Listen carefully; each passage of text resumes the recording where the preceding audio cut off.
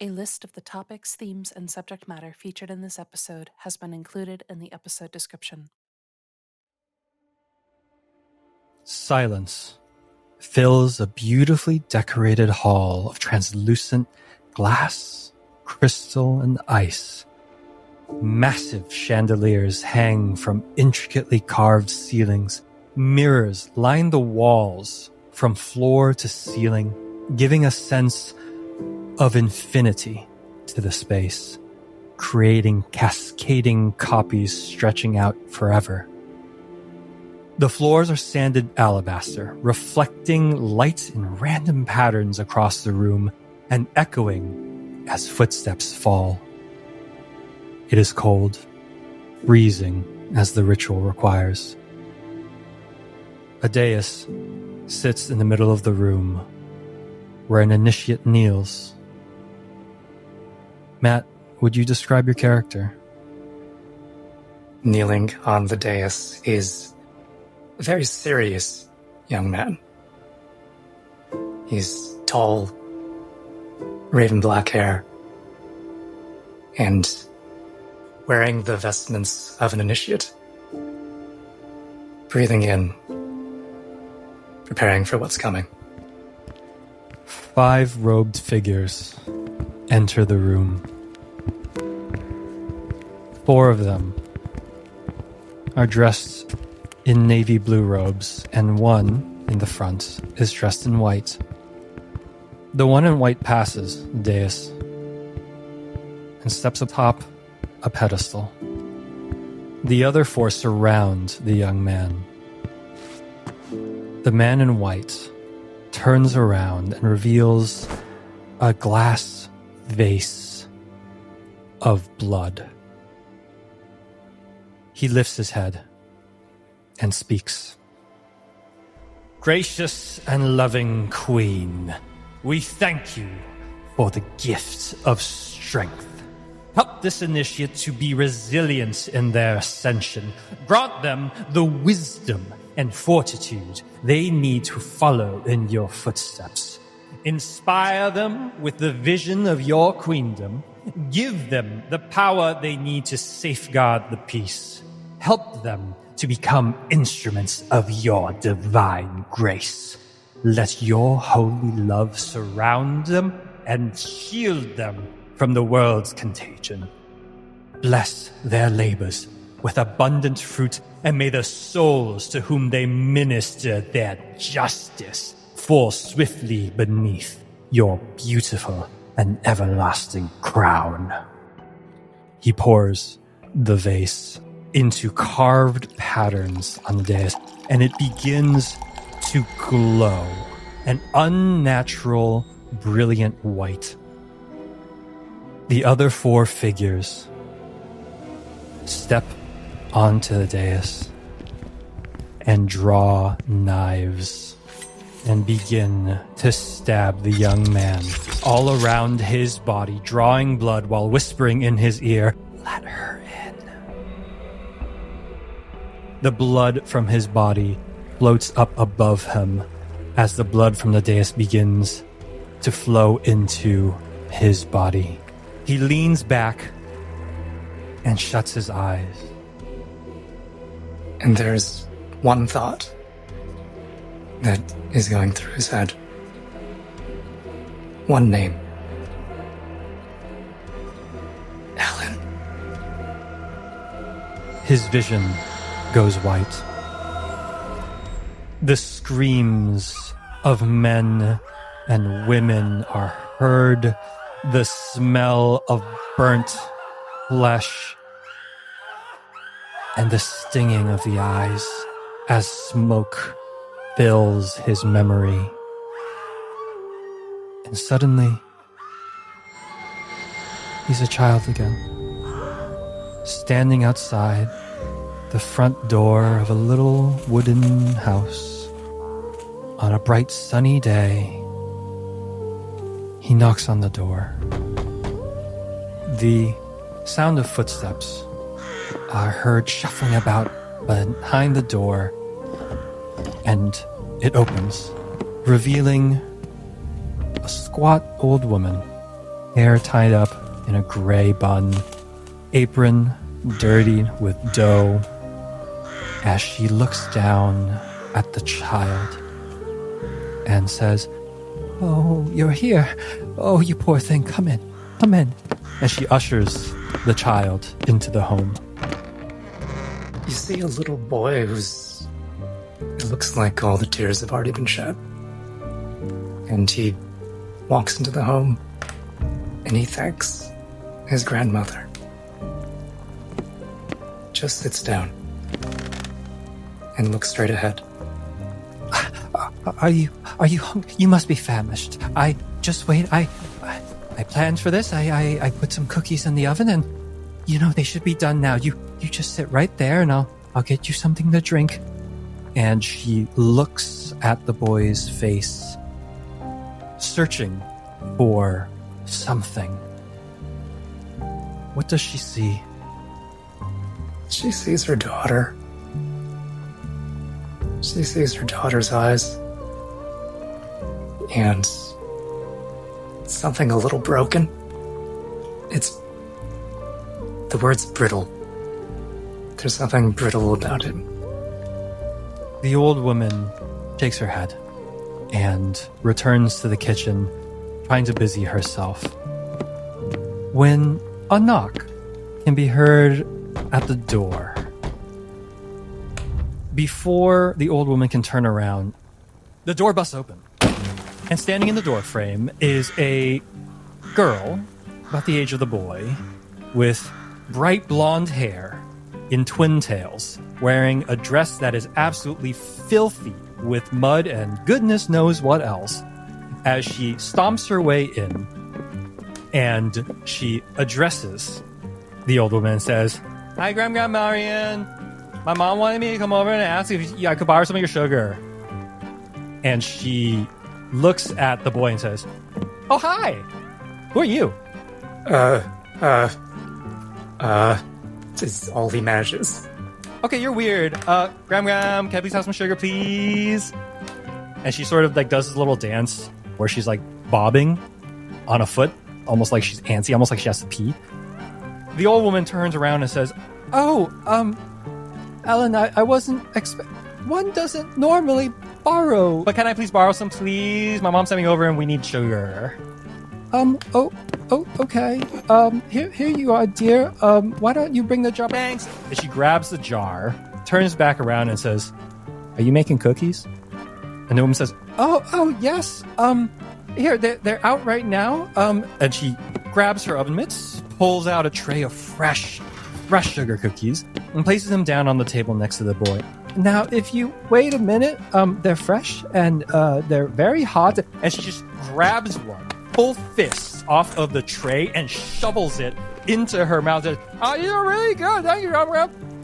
Hi, my name is Alan. What's your name?"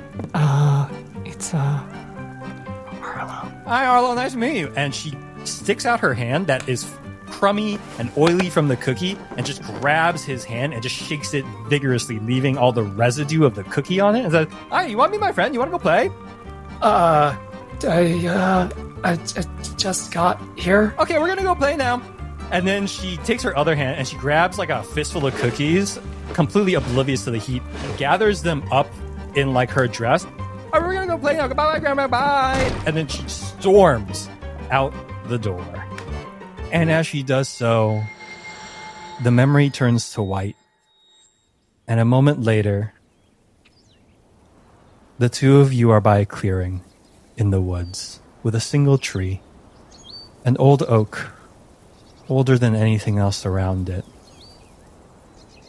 And the sound of laughter can be heard as the little girl, Ellen, peers back down from her branch and says, "Hurry up, you're so slow. Do you not know how to climb trees?" I didn't really do a whole lot when I was just wait up. My gosh. "No, slowpoke. I'm going to beat you to it.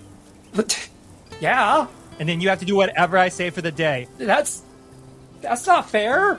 She climbs up even faster, like a squirrel, just full four limbs all over the tree, shimmying her way up unnaturally. And she gets to the top and says, "Hurry up, slowpoke."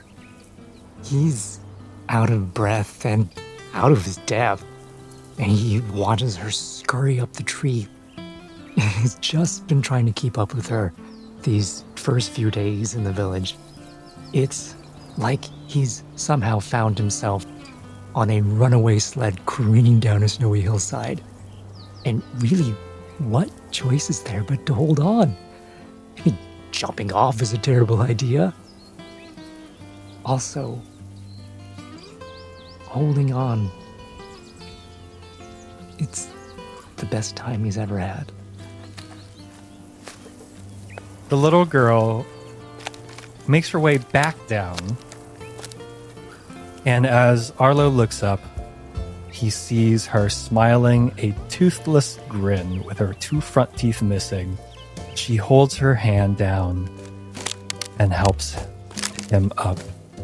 And as she does so, we see the edges of this image frost up as if a massive cold snap is coming in, and it freezes the edges of this memory and grows towards the center until it is completely encased in ice.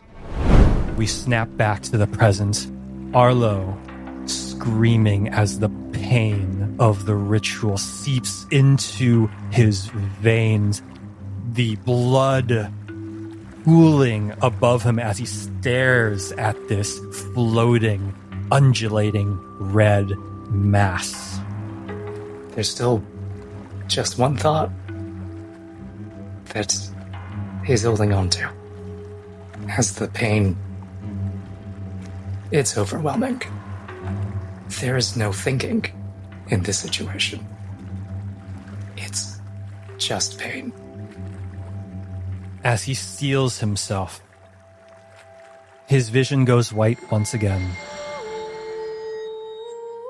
We switch to a scene of a teenage boy kneeling at the side of a bed where an old woman whose hairs are much grayer than we last saw them lays with her eyes closed, her hand clasped by the young boy. And the scene whites out again, and we return to that clearing, the tree having never aged, as the teenager sits by the tree. From a distance he sees her. Her bright blonde hair, now in a braid, fine dress that is sullied with dirt still. Ellen approaches him, sits down wordlessly by his side, and leans her head on his shoulder. He reaches for her hand. He finds it. He squeezes it. And then he starts to climb. Hey, where are you? Arlo, okay, hey, wait up, hold up. Ellen shoulders a backpack she had been carrying and begins to climb the tree herself. Why are you in a rush? Will you talk to me, please, Arlo? He's so much faster than he used to. He's at the top. And he just breathes in the night air, and he feels the wind blowing through his hair, around all of his body. And he thinks about the stories his grandmother used to tell him about where we go. Where do we go when we leave this world, when we leave the people we love? And that you can feel them in the night air. You can hear them in the whisper of the breeze. And he listens for it. Ellen makes her way to the top of the tree, past the little part in the bark where as children the two of you carved your initials, and she sits up at the top with you. I know it's probably a little comfort, but my dad says that when we go, we return to the wondrous sea, where everything else goes, and that we return to this world something else, and that if we've been good in our life, we return as something beautiful. I'm sure Arlo, your grandmother was the most beautiful person, and she'll come back so beautiful. He just holds her hand and looks into her eyes and just squeezes her hands. Gives a little half smile. Everyone's gone. No, not everyone. I'm right here. Arlo, I'm right here. And I may or may not have... there may or may not be also one more person here. Sorry, what? In this moment, she looks down at the bag that she had brought up, this knapsack. For the first time, Arlo can see some wiggling inside of the knapsack. Did you stuff a full person into your backpack? No! Why? Really? Is that a real question? I don't know. No, probably not. You have a serial killer? Why would you? No, just like a... No! She opens the knapsack, and from out of the knapsack pops a little furry white head. A puppy, no more than a couple months old, staring directly at Arlo's eyes. Surprise? Oh. I'm sorry, I got him before we knew Grandma was gonna get worse, and I'm sorry, I just didn't want to keep him a secret, and I don't know, I thought he could make you feel better. Just takes her and kisses her on the forehead. And then takes the puppy. Oh, what's your name, boy? What's your name? He doesn't have one yet. Oh, we gotta fix that, don't we? What do you think, Alan? Kinda always liked the name Alfie. Are you an Alfie? Huh? Are you an Alfie? Yeah, I guess you are. Hello, Alfie.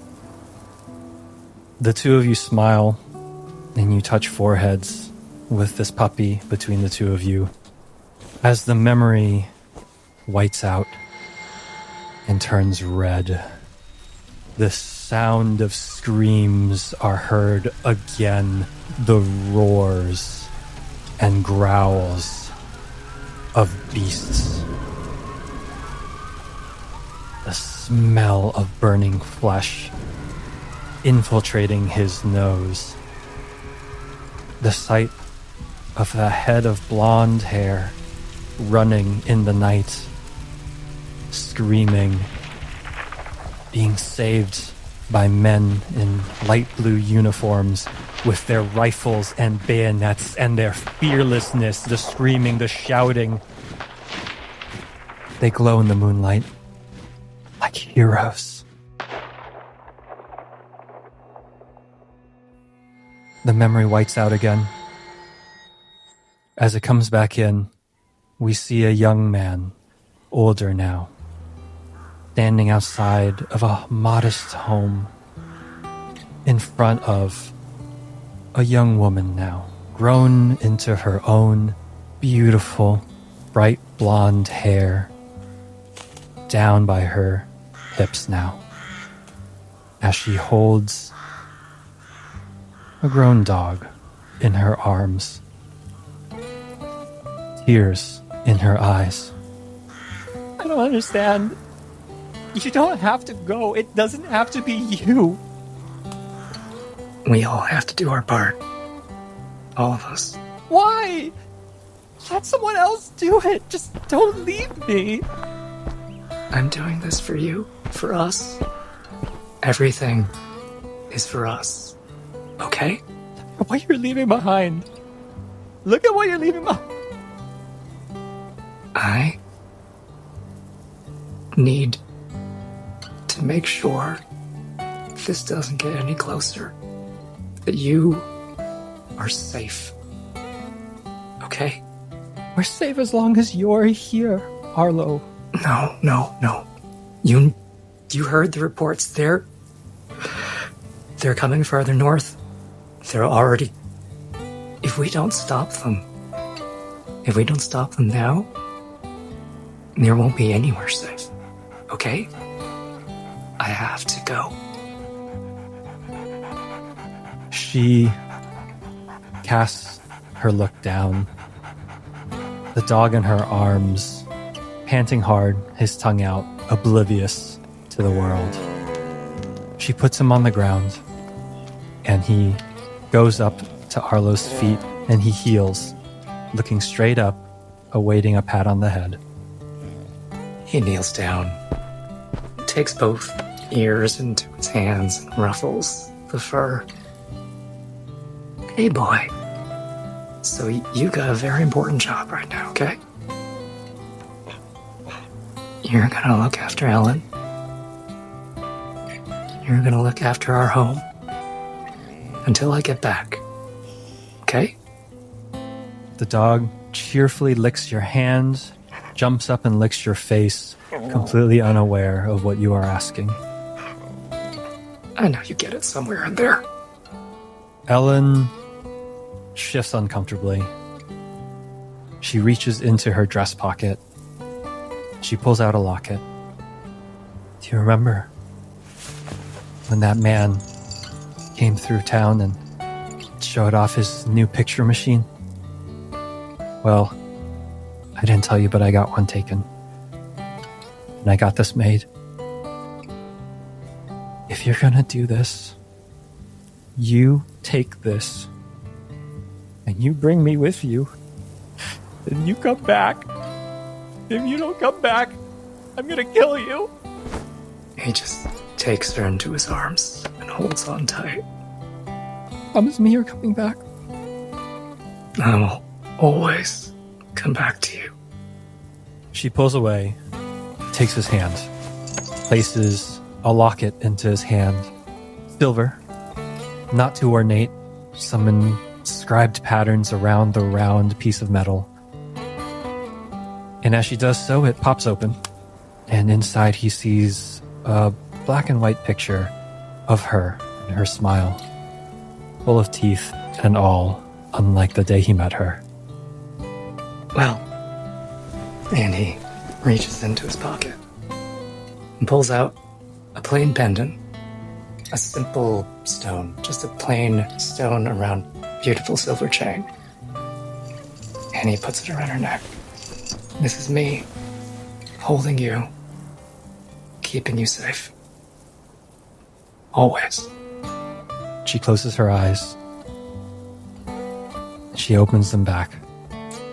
Her brilliant green eyes, full of tears. I love you, forever and always. Forever and always. The edges of this memory freeze over, growing towards the center until it is completely encased in ice, and we are back. And the pain is worse, and it racks your body, and you cannot take any more, but you hold on. He hears a scream, and he realizes it's him. Just so dissociated from his own body at that moment that he hadn't even realized that he was screaming. His vision whites out. A field with training targets everywhere. He looks down and he is dressed in the Queendom's finest blue coat of the Frost Guard. He looks around. He catches the eye of another young man in the exact same uniform as him. This man is a dark, brunette, square-faced lad, and a huge grin appears on his face as he walks very quickly over to Arlo and says, "Aha!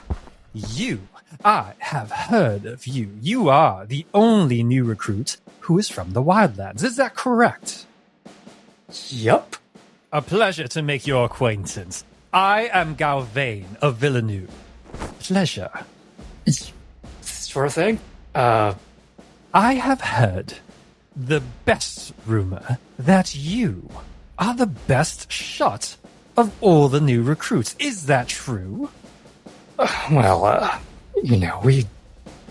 when you spend your life hunting, it happens. Do you think you could best me? Did you grow up hunting?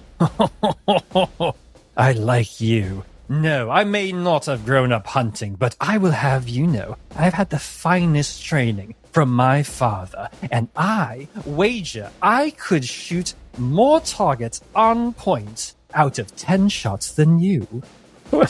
Wager what exactly?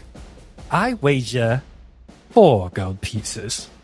Oh, you can't be that confident. It's only 4. Ha! The game is afoot! Let us see who is better. The memory whites out once again, and it turns red. And the screams of men perforate the air, mixed with the cracks of gunfire. The memory comes to, and it is pitch black night. Arlo is inside of a foxhole, and to his side, the same young man with the square jaw, clutching his rifle, shaking. I don't understand. Why did the left flank fall? We are alone! We gotta get together, okay? Okay? We're gonna... The job right now is to get out of here and not die. Where do we run? Arlo, where do we run? There's nowhere to run! I don't think running's an option. What do we do? What do we do, Oliver? What do we do? We just gotta hold out until reinforcements come. Wait. Do you hear that? And he gets up from the foxhole. He turns around towards the front line, shouldering his rifle. His eyes go wide as a massive mass of brown fur slams into him. He screams as he is pushed down, and this hulking, wolf-like monster with massive arms and 4-inch claws sinks them deep into his stomach. Arlo immediately fires. The shot hits the beast on its side, and it does nothing.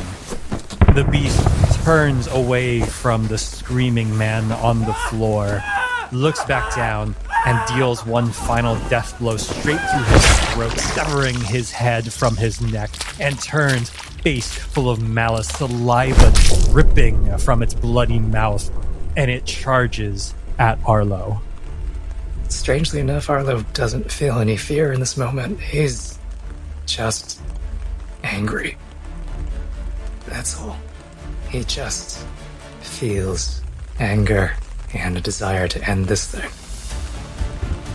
The beast leaps for him, a massive, hulking figure in the darkness of the night, arms outstretched, claws reaching out towards him. Arlo shoulders his rifle and fires. The shot landing square between the monster's eyes as it comes crashing down onto his body. And as he falls, one of the claws snags underneath his coat and breaks the chain of his locket.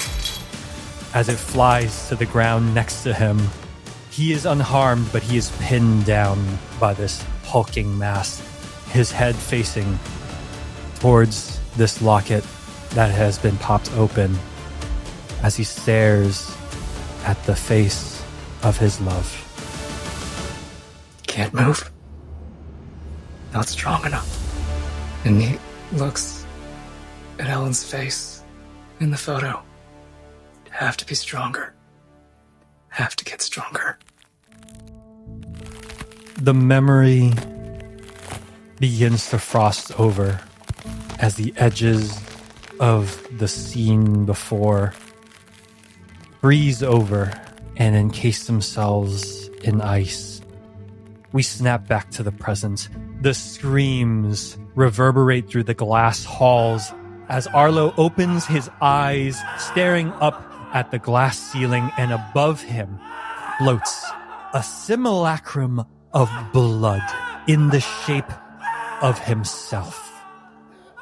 In an instant, the pain stops. His vision goes white again, and he opens his eyes as himself, a grown man in the present, standing on a frozen lake. The horizon stretching as far as he can see, nothing but frozen water.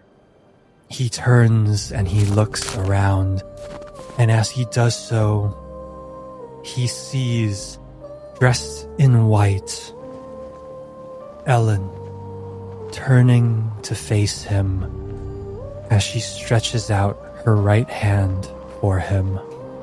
He looks around the lake and he understands. He understands what this is. This is his mind. These are his memories. He just appreciates the numbness that has covered some of the pain. It's comforting in a way. The way that oblivion is. But he sees Ellen there. And he realizes that the oblivion comes with a cost. He won't let those feelings be completely smothered. He reaches out his hand. He touches her fingertips with his own.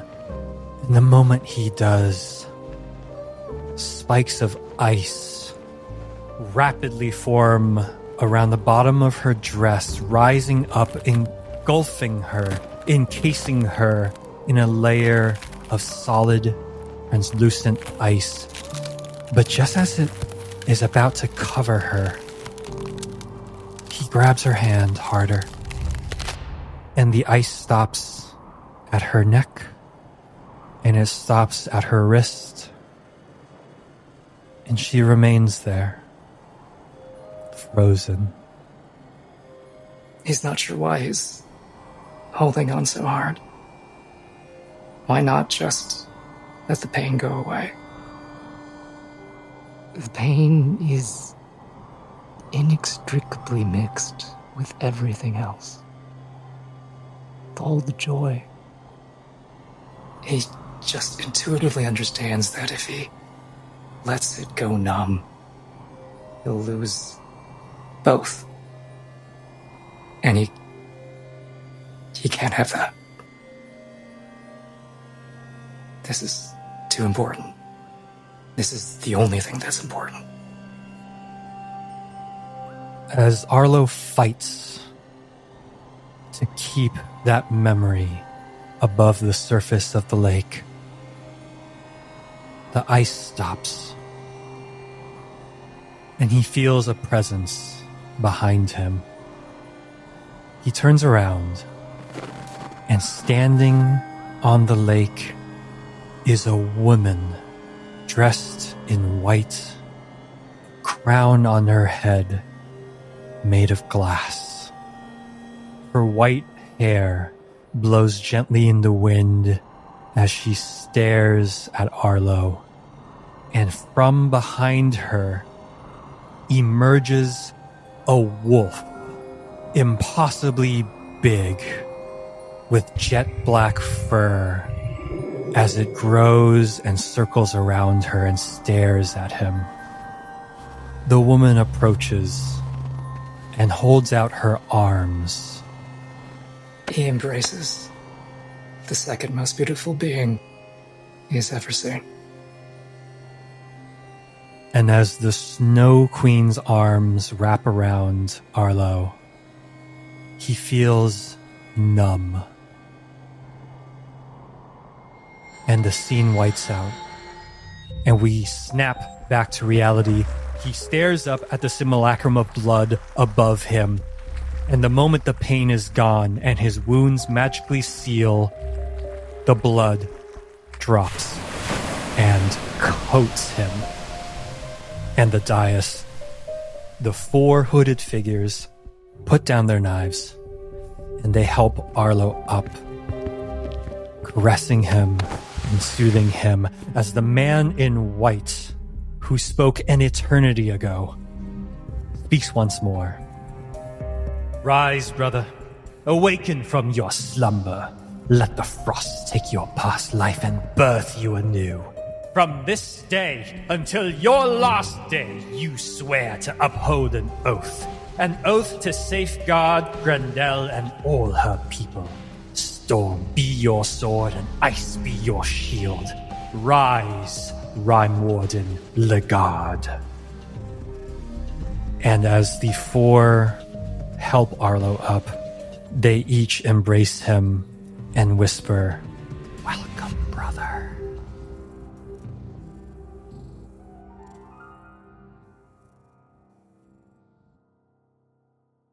Woo, Matt. Okay.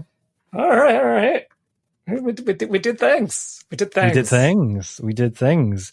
I didn't know Alf would be bringing so much Samoyed energy. You know how to say it? I was just like, oh, just floof, no brain. Okay. Yeah. All floof, no brain. Absolutely. What's between those ears? Is it a brain? No, the small one. Just floof. Just floof. No brain. Lots of floof. Yeah. You've seen that meme, right? Yeah. Yeah. That's what I'm talking about. Absolutely. He's a good boy. But he's such a good boy. He's a good boy. Yeah. Yeah, I mean, that's a big leap for Arlo. Yeah. I doubt it's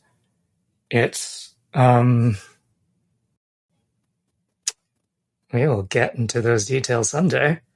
I mean, the other people are just gonna have to wait. Yeah. What are all the little things in between? Yeah, no, it's a heck of a decision to make, right? Yeah, that is. And it's I imagine it was one. I mean, you tell me. I imagine it was one that was not an easy decision, or was it? Or was it for Arlo to make that decision? It was easy in the same way that joining the Frost Guard was easy, and that it was what he saw as the path forward to protect what he loved. Right. Right. But it meant leaving what he loved, and that wasn't easy. But if it came between that and protecting, that choice is easy in that way. I have a question for you, Matt. If he, as a child, had not lost his parents in the way that he did to violence like this, do you think he would have made the same choice in this instance? Wow. How much did your trauma shape your future decisions? Right. Just curious. Yeah, I don't know. Because it's there's a passage in War and Peace about the. Sorry, we love that book. I think I brought this up before, but there comes a point where too much has happened that it becomes almost impossible to imagine what it would be like if the past had not happened the way it happened. Right. And I mean, he wouldn't have, if he had not lost that, he might never have met Ellen. He may never have, went to live with his grandmother, so he wouldn't have met Ellen. He'd be a different person. Right. So I don't, of course, they get the nature nurture question, right? Yeah, totally. And I don't know. Pierre didn't know either. But, I mean, Pierre didn't know a lot of things. been a long time since I read the book. Yeah, fair enough. Very cool. I really loved his moments of sweetness. Really colored him as a full person very well. Very much enjoyed that, and I think you portrayed it awesome, Matt. That was awesome. Love that. I think we did it together. I think we went places. Was nice. That was fun. I liked it. It's almost like being on stage again, right? It's like being on stage again. It means just doing a roundhouse kick to your face, which they never let us do. They never let us do it. I said, look, we could do this. Yeah, true Asian parenting.